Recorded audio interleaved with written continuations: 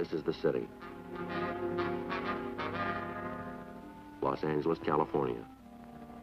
I work here. It was Thursday, November 19th. It was clear in Los Angeles. We were working the day watch out of Homicide Division. My partner's Frank Smith. The boss is Captain Lorman. My name's Friday.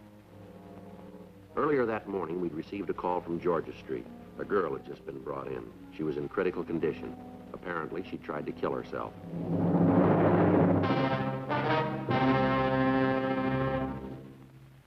This is how smooth your face can feel when you shave with a Schick 25 electric shaver. No matter how tough your beard, no matter how tender your skin, the Schick 25 can give you a close, comfortable shave on all parts of your face. And when you're finished, your face feels almost as smooth as the face of a little boy. Boy, oh boy, really smooth. And your Schick will give you that closer shave with fewer strokes. Why? Because Schick and only Schick has these comb-edged shaving heads that actually comb your whiskers up straight for closer shaving.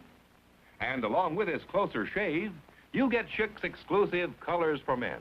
Remember, your dealer will give you a $7.50 trade-in allowance on any old electric shaver, any standard make. Enjoy closer shaves. Get a new Schick 25 tomorrow.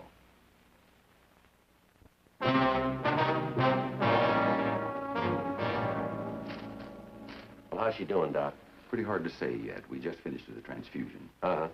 She's got a chance of pulling through, but there's no way of telling how much damage has been done to the brain tissue. I see. What about the bruise on her face? Might have happened when she fell.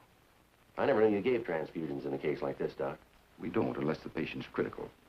What happens is the carbon monoxide in the gas joins with the hemoglobin in the red cells, won't let go. Then the blood takes the monoxide through the system and suffocates the brain tissue. We're also giving her choramine to speed up the heart action. It's a rough one, all right. You find out who she is yet? Well, according to the stuff in her wallet, her name's Mona Fenton. Oh. But according to the hotel where they found her, she was registered as Mrs. John Loris. Maybe she just got married. That's possible. Identification card in her wallet shows her mother as next of kin. Gives an address and a phone number. We called, but nobody answers. Well, if you reach anybody who knows her, ask them something for me. Sure, what's that? Find out if the girl's been under a doctor's care. Huh? I checked her over when she came in and found some marks. On her arms? Yes, I think she's an addict. At approximately 8:30 a.m. that morning, the desk clerk in a small hotel on Grand Street had detected the odor of gas in one of the halls of the building. Using a pass key, he had entered the room, which was presumably occupied by Mr. and Mrs. John Loris. He found a girl sprawled across the bed unconscious. The gas heater had been turned on full and the windows had been locked and stuffed with pieces of torn sheets. The clerk had immediately aired out the room and called an ambulance. The girl was removed to Georgia Street Hospital and was still in an unconscious state. Dr. Hall said he'd get in touch with us as soon as her condition improved.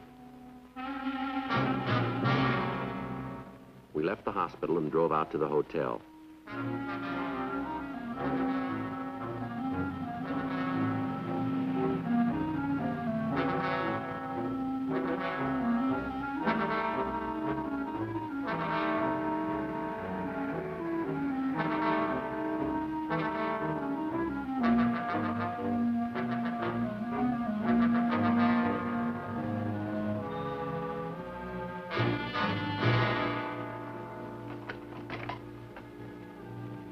Well, this is it. Uh-huh. Has anybody else been in here since the other officers left? No, sir. They told me to lock it up until the fellas from Homicide got here. That's you guys, isn't it? That's right. Now, everything is just the way you found it, is that right? Well, yeah, of course, the gas is turned off and I opened the windows, but everything else is the same. Over the phone, you said she moved in last night. Yes, sir. At least that's what the registration book says. They checked in at 10:15, her and her husband. You weren't on duty at the time, were you? No, I was out to dinner. Who checked them in? Jeff Christensen. Is he around? No, not right now, but he'll probably be back tonight. You know where we can find him now? Afraid not. You see, Jeff's sort of our handyman. He takes care of the building. Once in a while, when I got something to do, he handles the desk. This is day off? That's not supposed to be, but you see, he got paid last night. That means he's probably celebrating. Jeff starts celebrating, he's kind of hard to track down. Do you have his home address? Lives here. Hotel gives him a room. I see. Will he be back tonight? Yeah, he only worked a couple of days last week, so he ain't going to be able to really tie one on. Uh-huh. You get a look at the man who came in with the girl? No, they were already in the room when I got back from dinner. I checked the book and got the money from Jeff before he shoved off. Man must have left sometime early this morning. Guess I was asleep. My room's just back of the desk. He must have got out while I was catnapping. Now, how about calls? Did they make any? Nope, not a one. Like I told those uniform officers that were here before, I didn't hear a peep out of them. Matter of fact, I was thinking how nice and quiet they were. But the way the room looks, they sure must have had some sort of argument. Yes, sir. Do you know if they brought any baggage in with them? Matter of fact, no, they didn't. That's the reason Jeff got the money for the room in advance. Always do. If they ain't got luggage, they gotta pay in advance. Sure looks like they did some heavy drinking, don't it? Uh-huh. That bottle's almost I'd rather empty. you wouldn't touch anything. Oh, sure. I'll call the lab. Right. Say, have you talked to the girl's family? No, sir, not yet. You're planning to see them, aren't you? Yes, we are. Wonder if you'd do me a favor. What's that? Well, I don't much mind the dirty glasses and having to clean the room up. That's part of the hotel business. But I wish you'd say something about the way she ripped up these sheets. Maybe if her folks know about it, they'll pay for them. You will mention it, won't you? Yes, sir. Now, who else has a pass key to this room? You mean besides me? That's right. Nobody. Well, where do you usually keep it?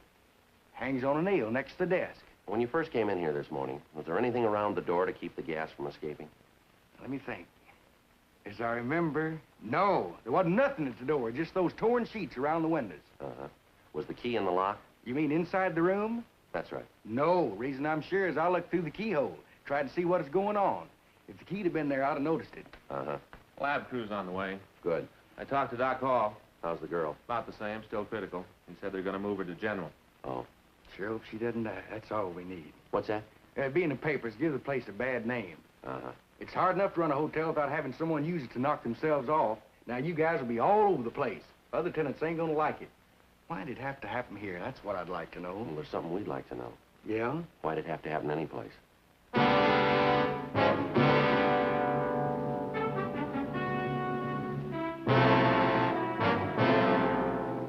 We talked to the occupants in adjacent rooms. None of them remembered hearing a quarrel or any other unusual noises during the previous night. The crime lab checked the room thoroughly. Under the bed, they found an empty capsule. It looked like it might have contained heroin. 2 clear sets of prints were obtained from the drinking glasses. The prints were photographed and the glasses were booked as evidence. The hotel registration card was given to Larry Sloan in handwriting. The names John Loris, Mona Loris, and Mona Fenton were checked through R&I. There was nothing on any of them. We asked the hotel clerk to contact us as soon as the handyman returned.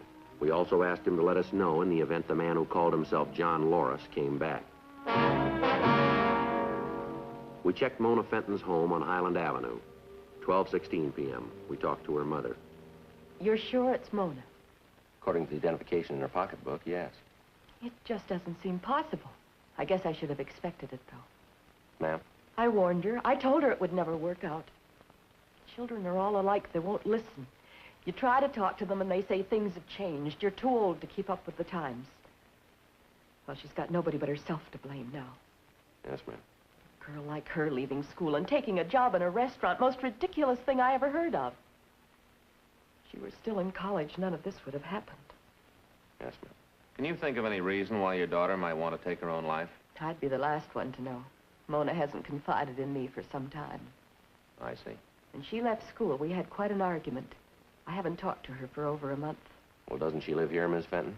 She has her own room with an outside entrance. She comes and goes as she pleases. But I hardly ever see her. I didn't even know she wasn't here last night. Well, has she been ill recently? Not to my knowledge. Why? Well, we wonder if your daughter had been under a doctor's care. No, I don't think so. She's always been a healthy girl. Mm-hmm. Are you acquainted with Mona's friends, Miss Fenton? I used to meet them occasionally. Not lately, though. Was she engaged, would you know? No, I don't think so. There was one boy she went with more than any of the others. What's his name? Richard Burdick. Seemed to be a nice young fellow. He and Mona talked about being married, but they were going to wait until they finished school. Of course, when she left college, they broke up. They have a fight? Well, I wouldn't call it that. They agreed to disagree, you might say. It was Mona's idea. Richard was still in love with her. At least he said he was. Does your daughter have any other close friends?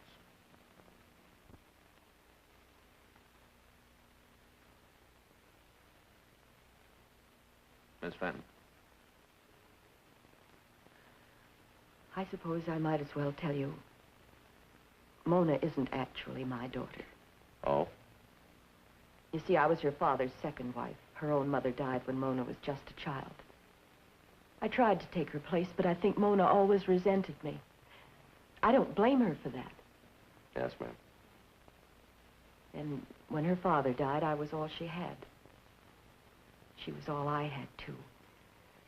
Maybe I overdid it, trying to be both mother and father for a child that wasn't mine. She was a little girl. We used to be so much alike. Nobody would have guessed she wasn't my own. We even wore the same dresses. And all of a sudden, she withdrew. I wasn't part of her life anymore. I don't suppose she's asked to see me, even now. Well, she's still unconscious. You're being kind, aren't you, Sergeant? No, ma'am, that's the truth. I won't go to her unless she wants me. I have some pride, too. Yes, ma'am. Now, this boy your daughter used to go with, what's his name, Richard Burdick? That's right. When'd they break up? Oh, 7 or 8 weeks ago. Was Mona despondent after that? A few times I saw her, she seemed to be in good spirits. Do you know what caused the breakup? Not really. She said her new job was more important than Richard. She kept breaking dates, standing him up. Did Mona have any other steady boyfriends? There was one young man. Matter of fact, he's quite a little bit older than she is. He's picked her up several times in the last month. Do you know his name? No, I never met him. I saw his car parked out in front several times. He'd drive up and honk the horn. He never came inside. What kind of a car does he drive, do you know? I don't think it's an American car. English, maybe. Some kind of a sports car. I see. Do you know the color? He's only been here in the evenings when it was dark. I couldn't say. Did she ever mention this man by name? No, she carefully avoided mentioning his name. How often have they been out together? 4 or 5 times that I know of. Of course, they may have had other dates. Would you recognize him? I'm afraid not. But you did say he was older than Mona. That's right. Well, how did you know that? The first time I saw her meet him, when she came home, I asked her what sort of a person he was. Yes, ma'am. She said there was one thing in his favor, that he wasn't an immature child like Richard Burdick, that he was an adult. I see. What about Mona's other friends? Well, there are the girls she works with. I don't know their names, except one of them. Who's that? Peggy Gregson. During one of our arguments, Mona threatened to move out of the house and take an apartment with Peggy. I don't know whether she was serious or not. Where is this restaurant where your daughter works? It's on Olympic Boulevard near Robertson. Would you know the name of it? The Blue Peacock Cafe, I think it's called. All right. Do you know the names of any of her other friends? No. During the last 2 or 3 months, she has deliberately avoided seeing any of the people she used to know. Did she ever have a boyfriend named John? I think there was a boy in high school she had a couple of dates with. What was his last name? Do you remember? Brewster, I believe, yes. That's right, John Brewster. Does the name John Loris sound familiar to you? Loris? Yes, ma'am. L-O-R-R-I-S. No, I've never heard Mona speak of him. All right, Miss Fenton, thank you very much. Will they let me know how she's getting along? Well, they're moving her to the general hospital. You can call them there. Before you go, Ma'am? all these questions about Mona's friends and acquaintances, I can't help being puzzled. What about? Do you police always go into such detail? I mean, you said it was an attempted suicide, didn't you? Well, it looks that way. We aren't sure yet, Miss Fenton. What else could it have been? Well, we're just checking it out now. You mean somebody might have tried to kill Mona? No, ma'am, we didn't say that. You're very discreet, aren't you, Sergeant? Excuse me. Hello? Yes, it's... What? Oh, yes, they're here. Just a moment. Thank you. This Friday. Oh? What's the doctor have to say? Yeah. Right away. We have to be leaving, Miss Fenton. That call, was it about Mona? Yes, ma'am, it was. Something's happened? Well, has it? I've got a right to know. She's worse, isn't she? Yes, ma'am. She's had a relapse.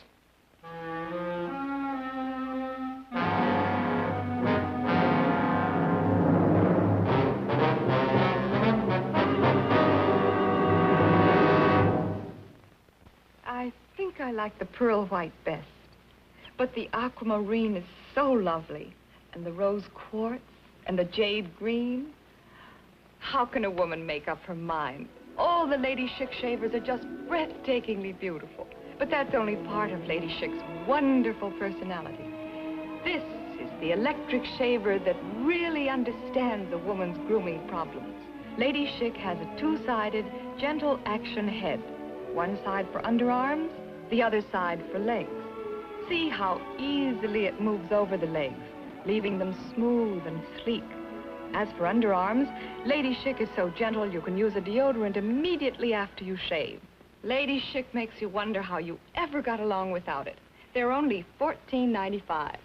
And there are two other models which cost slightly more, one in gold color and one in silver color. And your dealer has them all right now.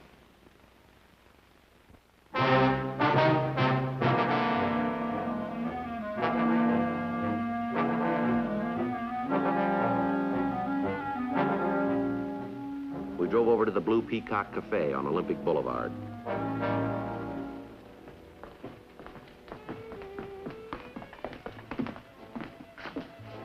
You wanted to see me? Are you Peggy Gregson? Yeah, why? We're police officers. We'd like to talk to you for a minute. What about? Just a couple of questions. Well, I gotta get the manager's okay. I'm on duty now. It's all right. We've already spoken to him. Oh? Well, hurry it up, will you? I don't want to miss out on my tips. I have 2 tables almost ready to leave. We understand. Like to sit down? Gee, I don't know. It's all right. Okay.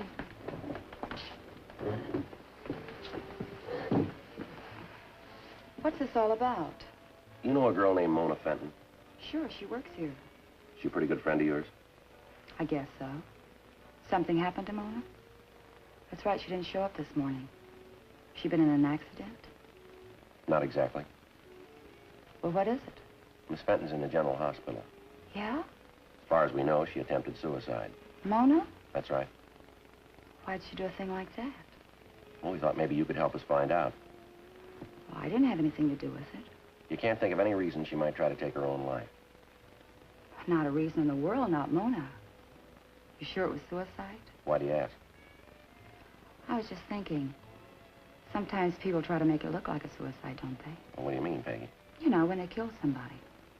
I'll just bet that's what's happened to Mona. Why do you say that? Oh, it's just a hunch. Did she have any enemies? Anybody who might want to kill her? I wouldn't want to say. Well, why not? Mona was your friend. I just wouldn't want to get somebody else in trouble. She's in plenty of it already. He won't find out, will he, that I talked to you? Who? Dick Burdick. If anybody tried to hurt Mona, it was him. Why do you say that? Because it's true. I don't think he's all there. Huh? You know, in the head. He's been coming around here for the last month threatening her. Are you sure he threatened her? Yeah, I heard him half a dozen times. Mona kept telling him to get out, that she didn't want any part of him, to leave her alone. He just kept coming back, making more of a nuisance of himself. When a girl's through with a guy, I don't know why he won't shove off. Was Mona through with Bertie? Sure. She had somebody else on the string. Who was that, do you know? Terry. What's his last name? Gee, I don't know, but he's a real smooth operator. Not like Burdick. Drives a Jag. Has plenty of dough. Can't blame Mona for giving Dick the gate when there's a guy like Terry around. Where does this Terry live, do you know? Mona never said. I guess she was saving him for herself. What's he do for a living? I don't know. But whatever it is, he must be pretty good at it, the way he throws his money around. Did Mona ever mention a man named John Loris? The name doesn't sound familiar. When was the last time you saw Mona? Yesterday. No, it was the day before. Yesterday was her day off. She seemed to be in good spirits. Best. Had a date with Terry that night. Did he pick her up here? Yeah, about 9 o'clock. Parked outside, gave a honk. She was just starting to leave when Burdick came in. What happened? He made another scene. Told her she had to stop seeing Terry. Yeah. Told her if he ever saw them together again, he'd kill her.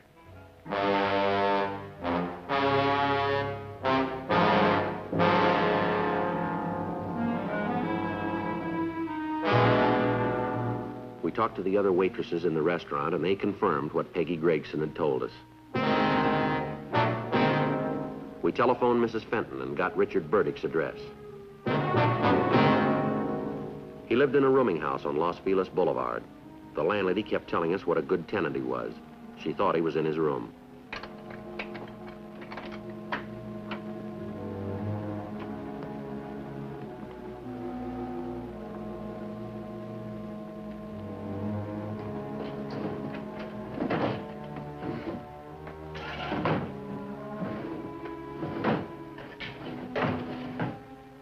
Place is clean. Yeah? He moved out. Burdick's landlady insisted that she had no idea when or why he had moved out. His rent was paid up to the end of the month, and he had given her no indication that he was leaving. She gave us Burdick's description and the name and telephone number of his employers. We put in a call, and they told us that he had failed to report for work that morning. As far as they knew, he had not quit his job.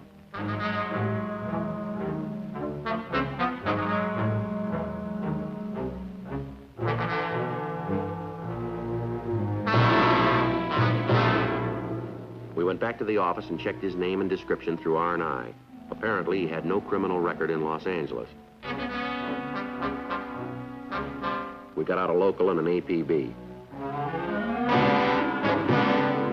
4:39 p.m. We got a call from the General Hospital stating that the Fenton girl had regained consciousness.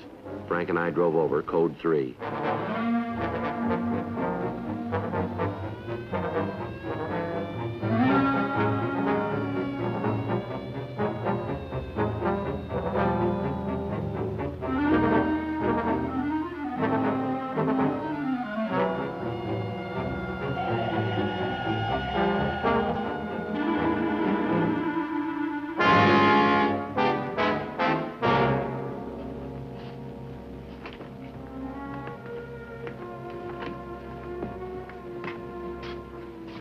Miss Fenton?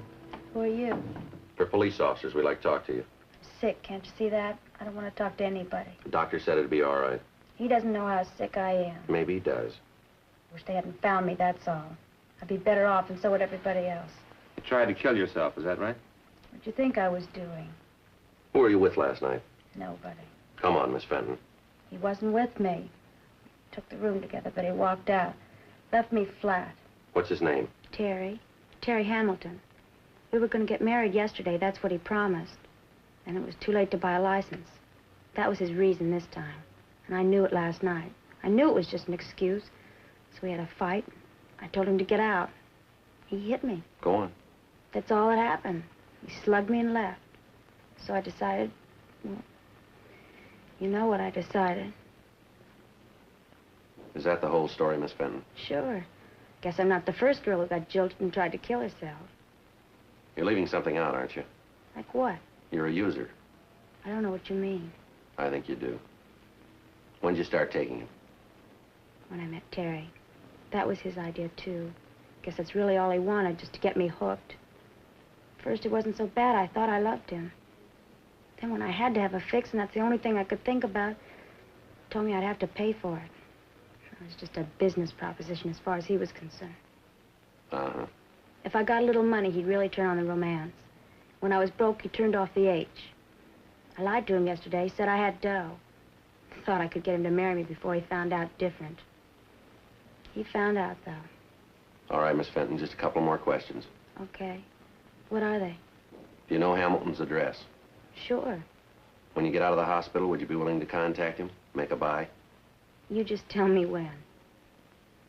All right. You better get some rest now. Yeah, I guess so. I'm still pretty tired. Say, do me a favor, would you? What's that? Well, there's a boy I used to go with. His name's Richard Burdick.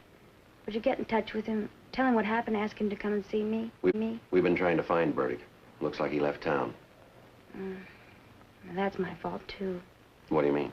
I telephoned him yesterday and told him I was going to get married. He was upset and tried to talk me out of it. I wouldn't listen. He said I was the only reason he stayed in Los Angeles. Maybe we'll hear from him. I was wrong about everything, wasn't I? What I tried to do last night, Dick, my mom, everything. Kind of looks like you were. Funny, isn't it? I've always thought of her as my stepmother. Oh? It's the first time I've ever called her Mom.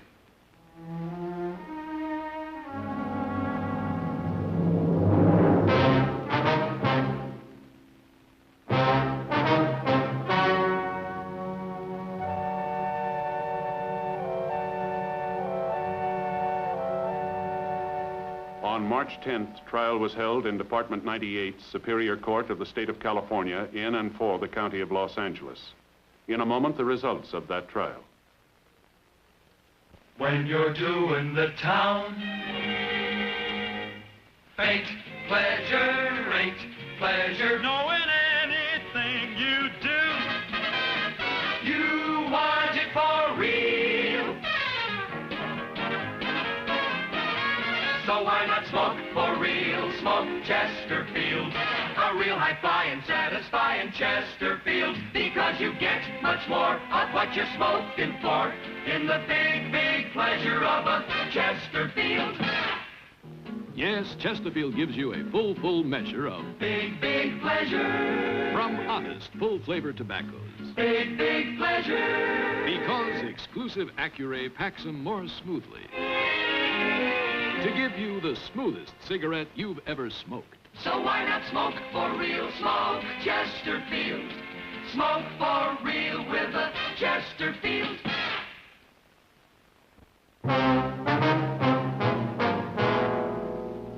The suspect was tried and convicted of the unlawful use of narcotics, a misdemeanor. The unlawful use of narcotics is punishable by a term of not less than 90 days, nor more than 1 year in the county jail.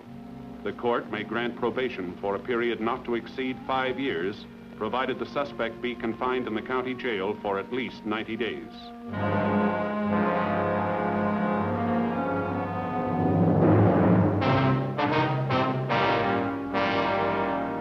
Through the cooperation of Mona Fenton, Terrence Wilbur Hamilton was arrested, tried, and convicted of violation of the State Narcotics Act, a felony. The suspect is now serving his term in the state penitentiary, San Quentin, California.